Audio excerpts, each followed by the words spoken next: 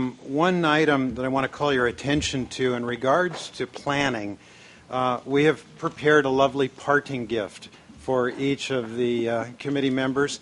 That is this laminated map of the Delta on one side, and on the reverse side is a very clear and concise explanation of how you all enter into the planning process to help sustain a healthier Delta.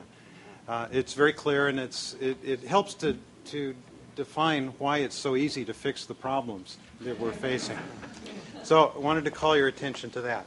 So you've heard presentations on the three major plans. You have heard of the overlap and the consistency regarding conservation, storage, conjunctive use, operational efficiencies, water quality, habitat improvement, levee improvements, and the need to apply best available science. It's at this time in the program that I want to encourage the committee to engage and describe how your individual agencies view your role within these related plans. Comments from the committee. Mark? Thanks, Randy. Just to carry on that theme of how this shows us where we are, I think this is one of the most fundamental impediments that we've experienced in moving California water policy forward. And just to amplify on Secretary Laird's remarks about how the Water Action Plan, and for that extent all of these plans, help us describe how the pieces fit together, I think it's equally important that the plan helps us describe how the actions of our individual agencies can fit together. And that starts with prioritizing, getting buy-in that there are a core set of actions that we're all going to focus on. The interests of one agency isn't going to override the interests of another agency. And I think that is the outstanding thing about all of these plans. It provides that guiding light for us to move forward together. I would repeat what I've heard a lot. I don't think that there is anything new or extraordinary in any of these plans. To some extent, we've pushed the envelope on policy in some areas more than others. But for the most part, I think the most impressive thing about these plans is the interagency coordination that went into producing them. And to the extent that we are going to move forward, it's one thing to develop a plan and say, here's how things might work. It's another to describe how we're going to get there. And I would encourage us to focus on continuing to refine our implementation plan that gets to the purposes and intent of all three of these plans and really focus on the small steps forward that will encourage our agencies to continue to work towards that common purpose. Thank you, Mark. Others?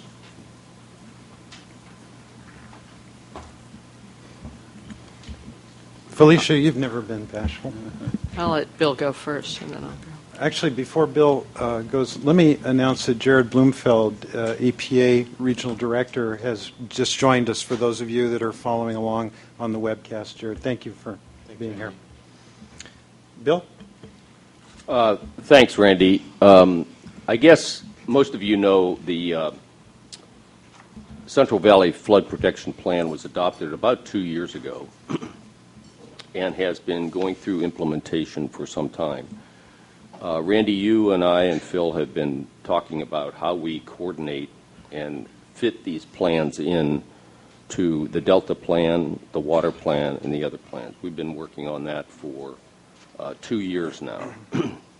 My problem is, at this point, is that in this 2-year time frame, we've established 6 regional planning areas for flood improvements. And these regional plans, funded by the state, are coming forward and asking the state of California what their position is on various fairly specific items, such as how wide is the Fremont Weir supposed to be? Or where is the habitat going to be constructed? What geographical space in the Yolo bypass is it going to be to help the Delta in its activities? Or are we going to use the deep water channel for flood flow at some time in the future? And at this point, the state as a whole, does not have an answer for that, for any of these questions. Depends on who you talk to. And so at this point, I would urge various agencies and committees to move toward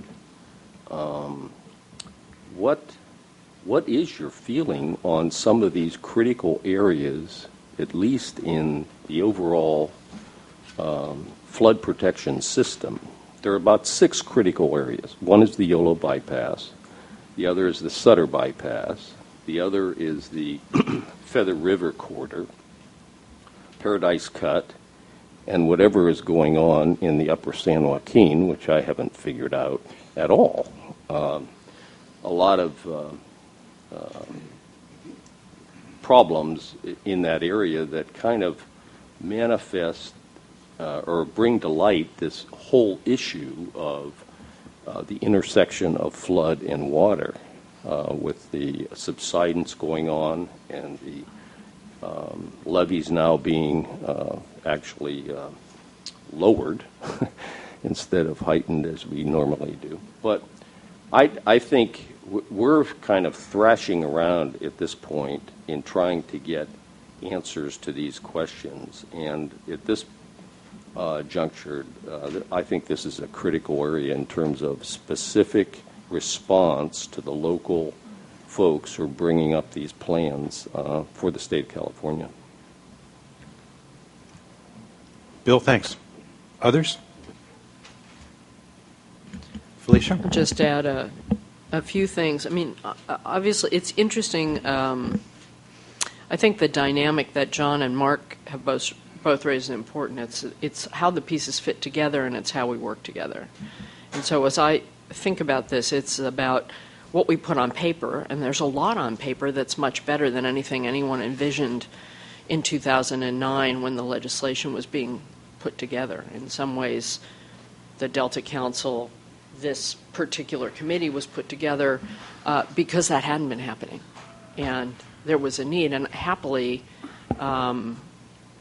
you are seeing collaboration in all of our agencies across things that have been historic and almost unbridgeable divides, which doesn't mean we're done. We still have a lot of work to do, and I think this committee has a lot to do, and I think Bill just posited one good set of things to focus on that I know we'll be talking about at the end of the day, where we think the sweet spot is for us collaborating through this vehicle. But it is happy that this is not the only vehicle, and that in this administration folks have really worked together. I take it very seriously. Some of you have heard me say I'm the original My Karma Ran Over My Dogma person, having worked on the legislation and felt the need for this group very strongly because we hadn't seen it, and then having the pleasure of serving on the Delta Council for a while and now being on the state board, and I'm supposed to do what I said that the state board should do in the Delta plan, which is sort of my lot in life, I think. So I should be careful what I say people ought to do. I was going to mention some parties, say, beware, I might be running you my next job. But I thought through the elements both of the Water Action Plan and the Delta Plan, and obviously the State Board has a tremendous amount to do that overlaps with all of it because the nature of our work spans water rights, water supply, water quality, and our mission is really to try and maximize all beneficial uses in the work that we do. And so the nature of our role is to try and balance competing interests to maximize the best of all of it, find the sweet spot on behalf of people. That said, we have a heavy lift, I think, to be able to do the things that we've committed to in the Water Action Plan and the things that the Delta Plan suggests we do. Obviously, our water quality control planning and flow setting, as Dan said, is a critical part of it. We're working very, very hard on that. Some of the very same people who have been working very hard on that, however, are the same people that are working on drought, who are the same people who will be working on water rights issues through the course of this summer and beyond, which promise to be more intense than they've ever been. Trying to think back, ever been, in terms of the work that we do, but we take it very seriously and have been working very hard on it. Won't meet the deadlines that the Delta Plan set for us, but have been working very, very hard, and of course have a certain role with BDCP that's different from the Delta Council role, that where there's an overlap and interplay with the great work that we're doing and being able to make our judgment under the water rights system. And in that work, we have been relying on the Delta Science program and will continue to through the course of that project, where the Delta Science program allows for us as a collaborative to start working collaboratively on science so that we're using common terms, metrics, and views. And I see that as one of the really greatest areas where we can focus. Obviously, there are a host of issues in there that are ours, whether the whole suite of water quality issues that frequently when talking about the Delta system get overlooked, depending on who you are, but which are intensely important to fish and wildlife and people, because fish need clean water too. They need to be able to breathe. They just happen to do it in water. So we need to make sure that the oxygen demand in the waterways is something that doesn't compete with their ability to breathe the way they breathe. And so we have a whole suite of efforts that we're working on, from our irrigated lands regulatory program to our stormwater programs to recent actions on the SAC regional treatment plant and similar things like that. So we have a whole handy set of those related to the Delta, in addition to the things that are in the Water Action Plan on trying to figure out how to accelerate groundwater cleanup, how to get drinking water to people where they need it, et cetera, that I won't go into in great depth, as well as the, I think, very historic actions and dialogue happening on groundwater management in the state, a piece of which is the Water Board, but which is really much more of a community-wide conversation happening across California that's happening far more rapidly, I think, than any of us anticipate, and that is a good thing. As people deal with crumbling infrastructure from subsidence, they deal with neighbor versus neighbor wells running dry, as well as looking towards the future and our needs to really be able to use our groundwater basins for the storage that we're going to need to replace the snowpack that we're going to be losing in the next couple of years. And then, of course, the work in the Water Action Plan and elsewhere that we're doing with the Department of Fish and Wildlife to deal with in-stream flows and trying to figure out how to not just be running to the rescue in the emergency room for species, but how to actually get ahead of the curve so that we're not managing our system just through the Endangered Species Act. So there's more than that, but we have our hands full. Oh, recycled water, you name it, all of the alternative sources where we have accelerated getting low-cost financing out to communities ready to go, and where we're working on general permits and the like to accelerate recycled water everywhere we can as fast as we can while maintaining appropriate safeguards for public health and safety. So we have our hands full. There's a huge overlap, and very much value and appreciate the work with the Delta Council as well as with all our partners on the Water Action Plan. So, Chuck?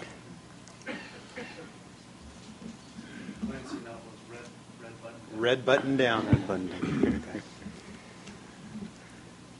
I guess at this stage I have a couple of specific thoughts for you as kind of the convener today. The first is our department wants to take action. We want to do things. Now's the time. The problems are only going to get worse in complexity and impact if we don't take action now.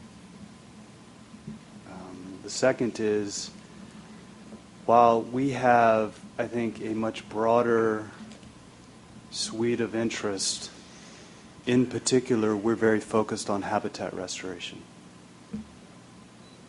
And the parameters for that to be successful are the right restoration in the right places at the right time in collaboration with landowners and local government for it to be durable, out through the years. So my first comment and my second comment are very linked.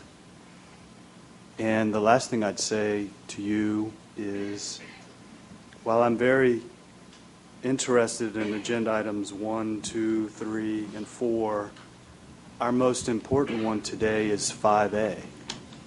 You said, in your view, we're required to convene an implementation committee. Great. But you also said it's up to this committee to determine our purpose. Well, let's get about the business of discussing the role of this committee, which may be the most fundamental thing at any convening moment. Chuck, I thank you for that, and thank you for the emphasis on action. And we will get to 5A just as quickly as we can. We're highlighting some of the activities that you've identified are important to you, and I think it's important for the multiple agencies represented here to be aware of 3 of the examples of cooperation that is underway. If there are further comments on the plans, Mark? Let me just add to my earlier comments.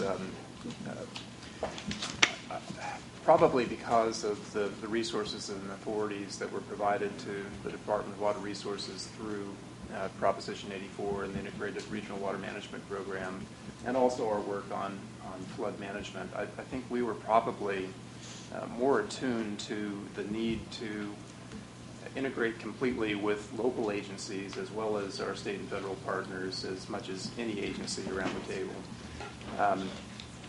So I think that's another critical thing that we need to consider as we define our purpose. How are we going to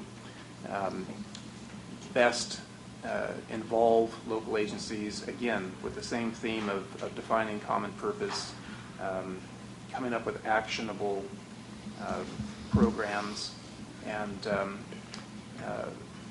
perhaps I'll just put this on the table because I think it probably is one of the biggest issues that ultimately we'll need to focus on. How are we going to finance projects moving forward? I frankly think that element, financing, is probably the weakest point of all 3 of these plans. It's bigger than just the state and federal agencies that have defined these plans. Of course, needs to involve both the Obama administration, the Brown administration, the legislature, and the Congress. But getting to those common relationships on who's going to pay for what helps us define issues such as the specifics on flood management that Bill mentioned. To what extent is it state or federal policy that's going to guide investment in any specific feature of the Central Valley Flood Protection Plan, for instance? So I just put that out there. Not that I have a solution for it, but I think it's pretty obvious that that will be an obstacle for us in really achieving the goals that we set forward for ourselves. Yes, Bill. If I just might piggyback on what Mark said, that is probably the most critical area that we're facing right now, and this is the financing area. And as an example, I think we've really got to step back and look at a new paradigm in this financing area. I circulated to some various people the agenda for today, and got some feedback from my own staff and from others who said, well, what we need to do is to have the state give us more money for the levy subventions program. We have to have the state do this, and we have to have the state do that. Forget it. The state doesn't have that kind of money anymore. It just doesn't. We got to take a look at who benefits from these projects, how we're going to finance them, what the transfer payment is going to be from the urbans to the rurals. What are we looking at here? And if people don't understand that the state and the feds are out of money, they need to look at the budget. The Corps of Engineers budget, except for the huge project that they're involved with at Folsom, is diminishing for this area. And we're doing a back of the envelope just estimate with Mark's people to determine what do we have left here. to do the planning that we want to do and to take care of our commitments that we've already signed agreements for things like Safeka and for Sabufka and West Sacramento and so on. What's left? Well, the answer is we don't have enough money to complete those commitments at this point, in my view. And we need to do a lot more work on those numbers, but this financing area is the biggest area, I think. I agree with Mark in this whole thing, and I don't think at least the local stakeholders have gotten that. All the testimony in front of the flood board is we want more money for this, and it's got to be all state money. Well, there isn't any more state money. There may be a bond issue. Flood's not in the various proposals for the bonds, and even if it were, it's not nearly enough for what we're talking about. So I think I just wanted to say that I think Mark's point is right on. Great. Mary, you had a comment? Thank you, Mr. Chairman. Yes, a few. And to the point about finances, I might suggest that we look at whether the blueprint is the Delta Plan or the Water Action Plan. We may, as Bill just suggested, we may want to engage in the water bond discussions and see if there's a way to integrate that level of issue, need, and concern into the water bond discussions. And I understand the political sensitivities, but it may be worth having at least at a high level that level of dialogue.